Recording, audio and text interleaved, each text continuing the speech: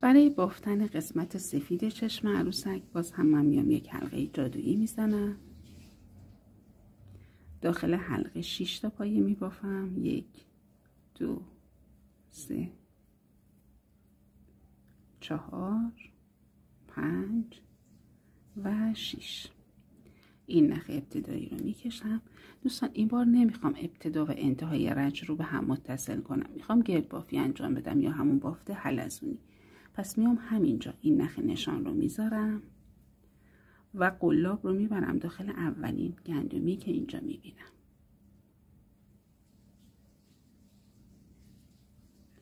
نخ میگیرم و همینجا پایه اول رو میبافم. توی این بافتم قراره من روی هر کدوم از پایه ها 2 تا پایه بزنم، یعنی انتهای این رنج تعداد پایه ها میرسه به 12 تا پایه.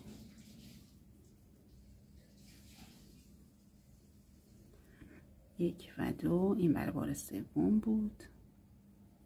برای پایه 4م 5 و این هم پایه آخر. خب رسیدم به انتهای رنج دوم. دوباره قرار نیستش که ابتدا و انتهای رنج به هم متصل بشه. میام نخ نشان رو میذارم، میرم برای بافتن رنج سوم. از همین پایه اول هم شروع میکنم. دوستان توی این رنج قرار نیستش که من هیچ افزایشی داشته باشم، یعنی همین 12 پایه رو بدون کم یا زیاد کردن تا انتهای این رنج که رنج سوم هستش میبافم. رنج 4 و 5 رو هم به همین ترتیب میبافم، یعنی این 12 تا پایه رو ساده بافی انجام میدم.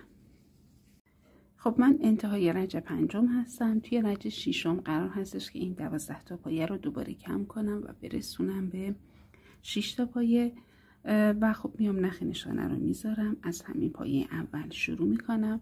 دوستان کم کردنی که من دارم اینجا انجام میدم یک نوع از انواع کم کردن بافت هستش. البته که خب نوعای دیگه هم هستش، شما حتما میدونید، منتها من اینجا ترجیح میدم از این روش کم کنم. قلاب رو میبرم داخل گندمی اول، نخ میگیرم و بعد قلاب رو میبرم داخل گندمی دوم، نخ میگیرم. این 3 تا نخ روی قلاب رو با هم یکی میکنم. الان 2 تا پایه با هم یکی شد و این کار رو تکرار میکنم. قلاب رو میبرم داخل گندمی و گندمی بعدیش و باز هم این کار رو تکرار میکنم. 6 بار که این بافت رو انجام بدم میرسم به انتهای رنج.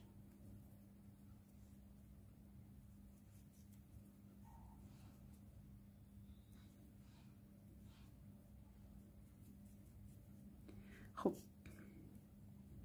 بافت چشم اینجا تموم هستش. من میام داخل این رو پر میکنم با الیاف. در رابطه با الیافم توضیح دادم قبلا توی ویدیوهای دیگه. و بعد از اینکه داخل این چشم رو با الیاف پر کردم، یک مقدار نخ رو اضافه میزنم، بعد میچینم و با سوزنم این بخش ها رو به هم متصل میکنم تا کارم جمع بشه. یه نکته دیگه هم این که دوستان، مثل قسمت سبز رنگ چشم که توضیح دادم، اگر شما میخواید از چسب استفاده کنید برای اتصال بخش‌های مختلف، که خب وقتی که کارتون اینجا تموم شد اضافی نخ رو سفت میکنید، لای بافت پنهان میکنید و تموم. اما اگر قرار هستش که از سوزن و نخ استفاده کنید برای اتصال این بخش‌ها، اضافی این نخ رو نچینید و بذارید روی چشم باقی بمونه. خب دوستان، بعد از بافتن قسمت‌هایی که برای چشم می‌خواستیم، حالا قرار هستش که زبون کار رو ببافم. برای این کار من اومدم 17 تا زنجیره زدم. از زنجیره دوم شروع به بافت میکنم. ببینید با زنجیره اول کاری ندارم.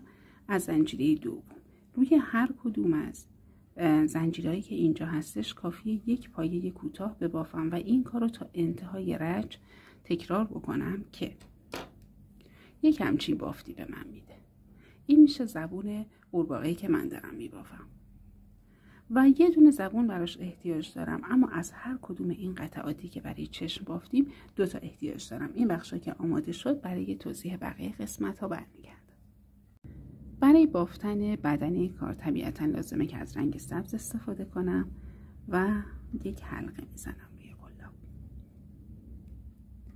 در ادامه 4 تا زنجیره 1 2 3 4.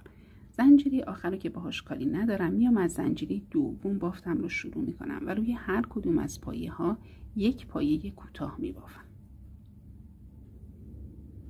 طبیعتاً 3 تا پایه بافته میشه. میام یک زنجیره میزنم، بافتم رو برمیگردونم. این بار قرار تعداد پایه هایی که اینجا دارم برسه به 5 تا پایه. میام روی پایه اول افزایشی میبافم، یعنی 2 تا. رو پایه وسط 1 دونه میبافم و روی پایه آخر هم 2 تا. خب تعداد پایه هم شد 5 تا دیگه. یک زنجیره میزنم، کارو برمیگردونم. باز هم این کارو تکرار میکنم، یعنی اینکه روی پایه اول افزایشی میبافم، روی پایه های بعدی تکی که میشه 3 تا پایه وسط رو تکی میبافم و روی پایه آخر هم افزایشی میبافم. تعداد پایه هم این بار شد 7 تا. یک زنجیره میزنم، کارم رو برمیگردونم. رو پایه اول افزایشی میبافم، 5 تا پایه وسط رو تکی میبافم و پایه آخر رو افزایشی میبافم. تعداد پایه هایی که روی این بخش کار دارم شد 9 تا پایه. حالا میام این 9 تا پایه رو ساده بافی میکنم، یعنی یک زنجیره میزنم، بافتم رو برمیگردونم، روی هر کدوم از پایه هایی که اینجا دارم یک پایه میبافم که دقیقاً همین 9 تا پایه میشه تا انتهای رنج.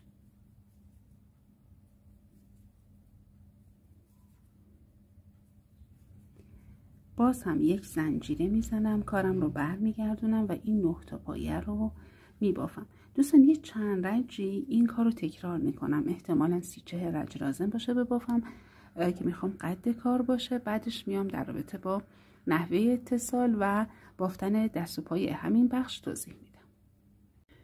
خب دوستان بافت من تا اینجا به این شکل در اومده. من بعد از اینکه تعداد پایه هام رو افزایش دادم رسوندم به 9 تا پایه، اومدم 50 رنج این 9 تا پایه رو بدون کم یا زیاد کردن بافتم. البته اینجا این نکته رو توضیح بدم که ممکنه تعداد این رنج‌های شما 1-2 رنج کمتر یا بیشتر بشه، چون بستگی داره به اینکه بافت شما چقدر شل هستش یا سفت هستش و طول این کار چقدر در میاد. حالا توی ادامه ویدیو بهتر متوجه میشین. خب قرار هستش که من اینجا تعداد پایه هام رو کم بکنم. یک زنجیره میزنم، کارم رو برمیگردونم. پایه اول رو نبافته رد میکنم، میام از پایه دوم میبافم. 1 2 3 4 5 6 و ببینید پایه یکی مونده به آخر رو نمیبافم، پایه آخر رو میبافم. 7. تعداد پایه هام رسید به 7 تا پایه. یک زنجیره میزنم، بافتم رو برمیگردونم. پایه اول رو نبافته رد میکنم، از پایه دوم 1 2 3 و 4. پایه یکی مونده به آخر رو نمیبافم، پایه آخر رو میبافم. شد 5 تا پایه. یک زنجیره میزنم، کارم رو برمیگردونم. پایه اول رو نمیبافم، 1 و 2. پایه یکی مونده به آخر رو هم نمیبافم، میام پایه آخر رو میبافم. تعداد پایه هم شد 3 تا پایه. حالا قرار هستش که پاهای قورباغه رو ببافم. 1 2 3 4 5 6 7 8 9 10 عذر میخوام 11 12 13 14 و 15 تا پایه. خب میام از پایه عذر میخوام 15 تا زنجیره. خب میام از زنجیره دوم شروع میکنم. این زنجیره اول کاری باش ندارم.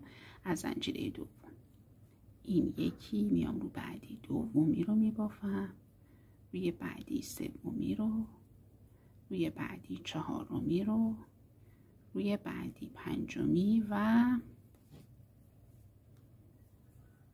این هم ششمی. دیگه بقیه بافت رو ادامه نمیدم. میام 7 تا زنجیره میزنم. 1 2 3 4 5 6 7. با زنجیره اول کاری ندارم، از زنجیره دوم شروع میکنم. این یکی، این 2 تا،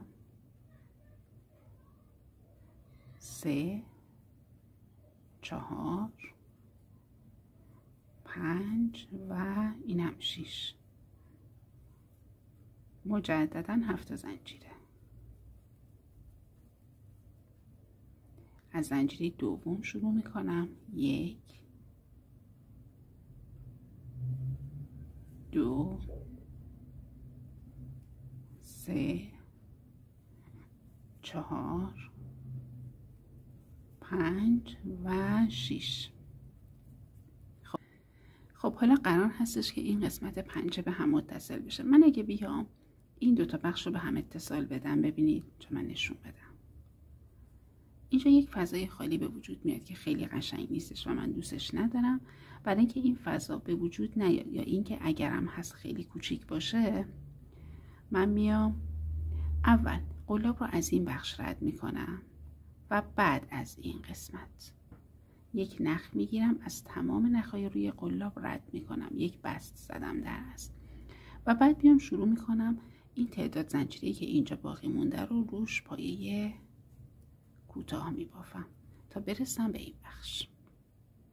خب من روی تک تک این زنجیره ها رو پایه کوتاه بافتم، رسیدم به این بخش که بافت پا رو ازش شروع کرده بودم. اینجا 3 تا پایه بود، من میام عین این 3 تا پایه رو باز میبافم. 1 2 و 3. حالا میام پای دوم رو ببافم، 15 تا زنجیره میزنم و عیناً به همین ترتیبی که این پا رو بافتم این پا رو هم میبافم، میام بقیه کارو توضیح میدم. خب من پای دوم رو هم بافتم. حالا قرار هستش که یک رج کارم رو دور بافی کنم. دور بافی باعث میشه که حاشیه بافت من تمیز باشه. زیر هر کدوم از گندمیایی که توی لبه کار میبینم یک بافت انجام میدم. در اصل اگر حساب کنم واسه هر رج یک پایه کافی هستش.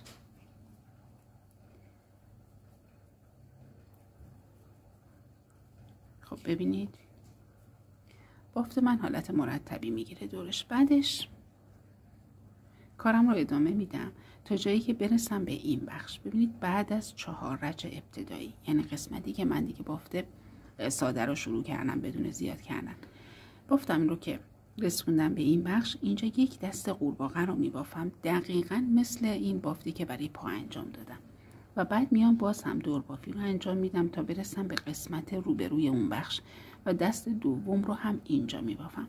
باز هم دور بافی رو ادامه میدم تا برسم به قسمتی که پای کارم هستش و بعدش میام در رابطه با مونتاژ کار توضیح میدم. قبل از اینکه ادامه کار رو با هم تمرین بکنیم، یادآوری میکنم به دوستان جدید که شما میتونید از زیر همین ویدیو با زدن دکمه سابسکرایب عضو کانال باغ هنر بشید و با زدن اون علامت زنگ کناریش یوتیوب جدیدترین آموزش‌های این کانال رو به شما پیشنهاد میده. و همینطور یادآوری بکنم به دوستای قدیمی و همراه باغ هنر که دوستان اگر از آموزش‌ها خوشتون میاد لطفاً با لایک کردن، با کامنت گذاشتن و با معرفی کانال به دوستاتون از باغ هنر حمایت کنید. مرسی از همراهیتون. خب برای مونتاژ ببینید من اومدم زبون این عروسکمون رو اضافی نخاش رو از این بخش رد کردم. با قلاب یا سوزن میتونید این کار رو انجام بدید. 1-2 تا گره محکم بزنید و بعد اضافی نخ رو مجددا برگردونید توی کار و لای بافتتون پنهان کنید. اگر خاطرتون باشه توی قسمت از ویدیو من گفتم که بهتر بود من اینجا یک تیکه نخ سبز رنگ رو اضافه میذاشتم، چون اینجوری دوخت زبون با همون نخ صورت میگرفت و خب خیلی راحت تر بود. خب من تمیزکاریاشو بعد انجام میدم. این از این بخش. اما برای بخش اتصال ببینید من این کار رو قرار هستش به این شکل بذارم روی این قسمت زمینی کارم. من پشتشو نشون بدم. ببینید یک مقدار پایین تر از قله بافت. حالا اینجا رو شما میتونید با سوزن و نخ بدوزید یا این که چسب بزنید که اختیاری هستش. سوزن و نخ فقط کار محکم تری رو به شما میده.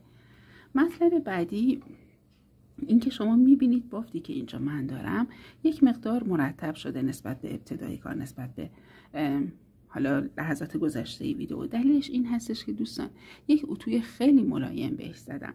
یعنی این که اومدم 1-2 لا پارچه رو تا کردم انداختم روش و اتو رو با درجه حالا متوسط فقط گذاشتم و برداشتم، نکشیدمش مطلقاً. یا اینکه شما میتونید با بخار دادن هم این کار رو انجام بدید. البته دوست گلم نرید لباسایی که حالا با مدل های متفاوت میبافید رو به این شکل اتو کنید، ممکنه وضعیت لباس به هم بریزه و خب بخار دادن اونها یک شرایط دیگه رو داره. خب برای قسمت چشم کار ببینید من اومدم این قسمت سفید رنگ رو داخل این بخش سبز رنگ قرار دادم و متصلش کردم. باز هم شما میتونید با چسب این کار رو انجام بدید یا این که با دوختن که خب اختیاری هستش. اما برای قسمت ببینید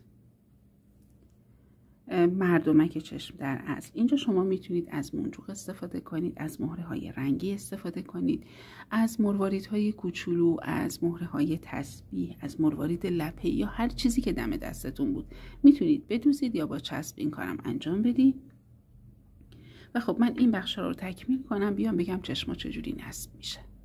خب دوستان من یه بخشی از این کار رو مونتاژ کردم و چشم آخر رو هم ببینید به این شکل روی کار قرار میدید. با دوخت محکمش میکنید یا با چسب. من اینجا از چسب استفاده کردم برای یه سری از قسمت ها. چسب کار ما رو سریع‌تر میکنه، اما دو تا نکته. یکی این که احتمال کثیف شدن کار بالا میره، موقع کار با چسب باید خیلی دقت کنید تمیزکاری بشه و همینطور این که خب به محکمی دوخت نیستش، اما زمان کمتری رو ما لازم داریم برای مونتاژ. و ببینید من میام این بخش کار رو چسب میزنم و میچسبونم. منتها یه نکته دیگه خاطرم اومد. ببینید وقتی که من میخوام این چشم رو داخل این کار قرار بدم، حالا یا بدوزم یا چسبش بزنم، دقت کنید که تا این بخشای لبه کار این دوخته شه یا چسب زده شه. اگر نه وقتی که من اینجا قرارش میدم مدام از این بخشا فاصله میگیره این پلک و دیگه قشنگ نیستش.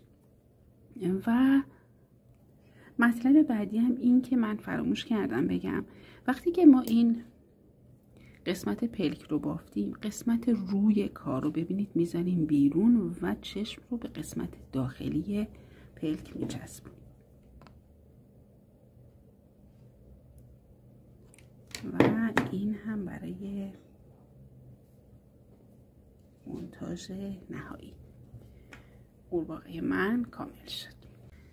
مرسی که همراهی کردید و امیدوارم که ببافیدش و اگر قرار هستش که خودتون به عنوان یک کار فانتزی ازش استفاده کنید یا اینکه کوچولوهای نازتون ازش استفاده کنن، به دل خوش و سلامتی باشه.